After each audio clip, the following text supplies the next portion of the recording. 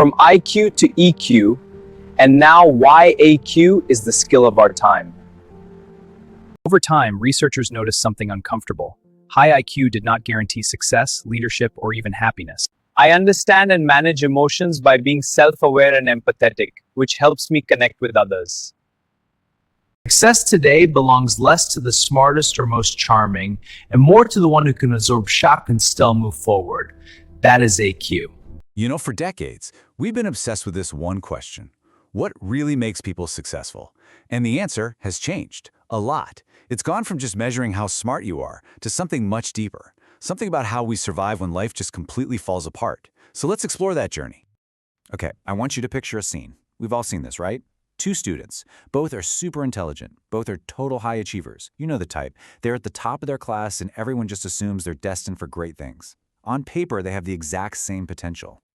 Now, let's fast forward 10 years. Because, life happens. It's not a straight line. Careers get started, real challenges pop up, the whole thing. Real life kicks in. And this is where their paths totally split.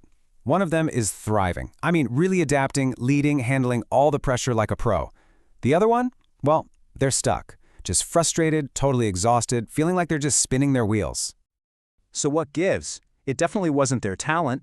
It wasn't how smart they were. So what was it? What was the secret ingredient that made all the difference? Well, that is the big question we're going to tackle right now. All right, to figure this out, we have to start at the beginning, with the old school way of measuring success. For most of the 20th century, one thing reigned supreme: IQ. The question everyone asked was pretty straightforward. How smart are you? And what exactly is IQ? It's your intelligence quotient. For a long time, this was the gold standard. It was supposed to be this one magic number that summed up all your cognitive abilities, your raw brain power for thinking, analyzing, and solving problems. And we bought into it big time. We really thought this was the key to predicting who would succeed in life. I mean, on the surface, it kind of makes sense, right? If you had a high IQ in school, you probably got good grades. At work, it got you that promotion. But we've all met that person, the one who's a genius on paper, knows all the facts, but is just terrible with people. Can't lead, can't collaborate. And that's when this uncomfortable truth started to sink in. Having a high IQ didn't automatically mean you'd be successful or even happy. Over time, researchers noticed something uncomfortable. High IQ did not guarantee success, leadership, or even happiness. Something really important was missing from the equation.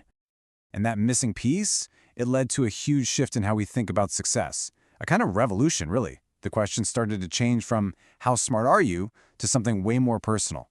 How well do you actually handle your emotions? And this is where EQ, or emotional quotient, comes onto the scene.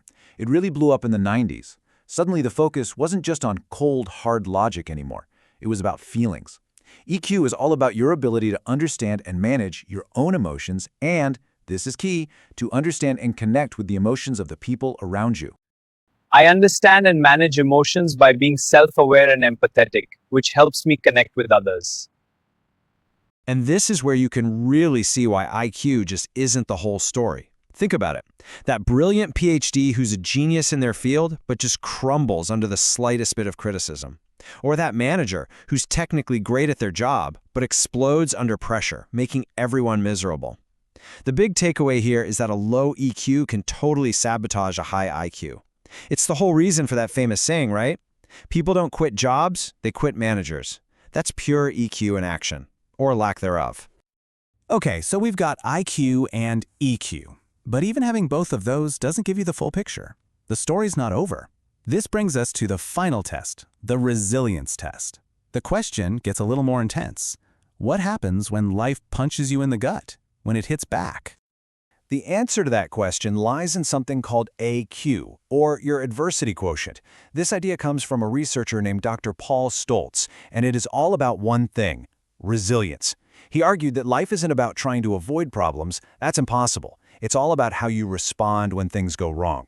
Success today belongs less to the smartest person in the room or the most charming, and more to the one who can absorb shock and still move forward. That is AQ. Now here's where it gets really practical. Dr. Stoltz breaks AQ down into 4 key parts, and he gives it this great acronym, CORE. First up is control. How much say do you feel you have in a situation? Then ownership. Are you taking responsibility, or are you just blaming everyone else? Next is reach. Do you let one setback bleed into every other part of your life? And finally, endurance. Do you see the problem as temporary, or do you feel like it's going to last forever? So let's make this super clear. Imagine a researcher pours their heart into a paper and it gets rejected.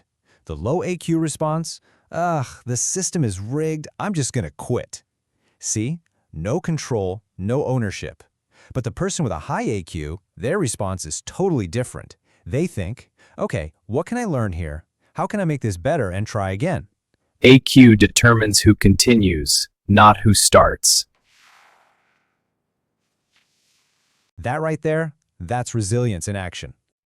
And this brings us to the main event, the big takeaway.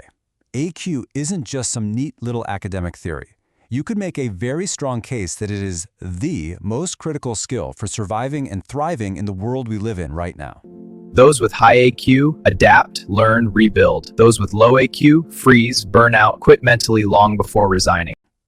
And why is that? Just look at the world around us. Technology is changing at lightning speed, jobs feel insecure, there's insane pressure in school and at work. We're living in a total burnout culture, constantly comparing ourselves to others. In a world like this, being able to take a hit and get back up isn't just a nice-to-have skill, it's essential. It's a survival tool. In a world of rapid change, job insecurity, and constant comparison, your adaptability is key. So, let's put all the pieces together. Here's the simplest way to think about it. Your IQ, that's what gets you noticed. It gets your foot in the door. Your EQ, that's how you connect with people and work well with them. But your AQ, that's what keeps you on your feet when the world tries to knock you down. It's what keeps you in the game. Because here's the quiet truth about our modern world. Success doesn't just go to the smartest person anymore. It doesn't just go to the most charming person. It goes to the most resilient one. The person who can absorb the shock, learn the lesson, and just keep moving forward. So look, if you walk away with just one thing from all this, let it be this simple, powerful breakdown. IQ is how smart you are, EQ is how well you handle emotions, and AQ, that's how well you handle life when it just flat out refuses to go your way. And so that leaves us with one final, very personal question.